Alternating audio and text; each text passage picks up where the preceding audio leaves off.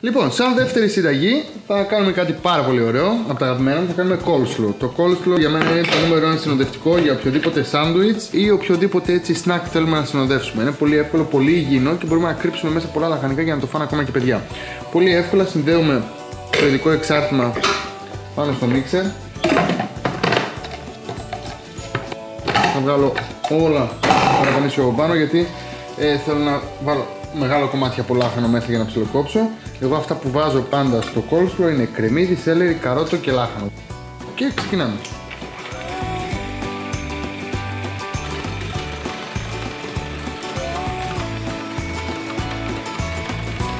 Θα συνεχίσω με το σέλερι.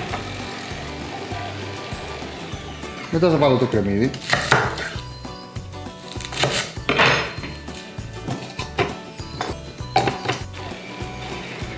Και τέλος θα προσθέσω το λάχανο. Το λάχανο είναι ο πρωταγωνιστής αυτή τη συνταγή, οπότε θα βάλουμε λίγο παραπάνω από το κανονικό.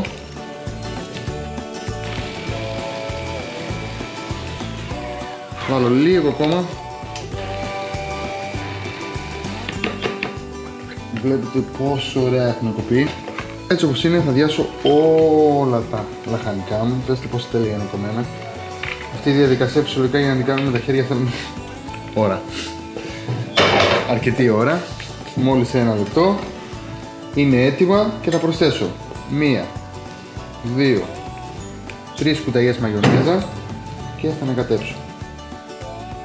Θέλω να δω τη σύσταση. Πρωταγωνιστής είναι τα λαχανικά και όχι η μαγιονέζα. Θέλω να κάνω μια σάλτσα που να έχει βάση τη μαγιονέζα. Η μαγιονέζα ουσιαστικά είναι ο συνδετικός κρίκος. Να πω ότι όσο περισσότερο το αφήσουμε στο ψυγείο έτσι όπως είναι, τόσο περισσότερο γεύση θα πάρει. Αυτό που θα κάνω είναι να βάλω λίγο αλάτι, λίγο πιπέρι και φρέσκο κομμένο μαϊντάνι.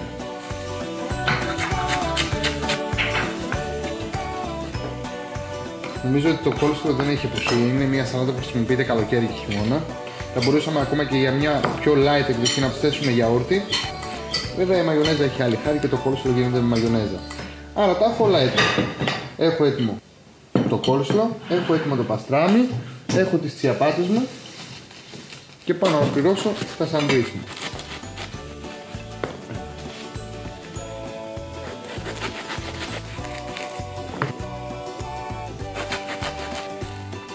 Ανοίγουμε την κάθε τσιαπάτα.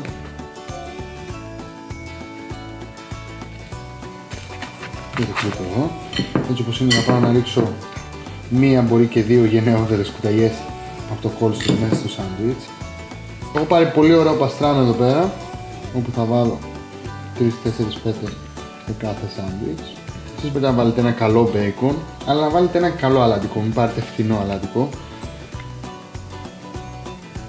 Λοιπόν, το μόνο που χρειαζόμαστε για να ολοκληρώσουμε τη συνταγή μας είναι λίγο έσπελο να δω από πάνω. Και μη ξεγελά, είναι ένα ολοκληρωμένο γεύμα γιατί δεν θα χρειάζεται να προσθέσουμε σαλάτα. Ό,τι λαχανικό θέλουμε το έχουμε ήδη μέσα από τη σαλάτα, την coleslaw. Και είναι ένα τέλειο snack, τέλειο γεύμα. Μπορείτε να το φάτε πρωί, μεσημέρι, βράδυ, όποτε θέλετε. Bon appétit!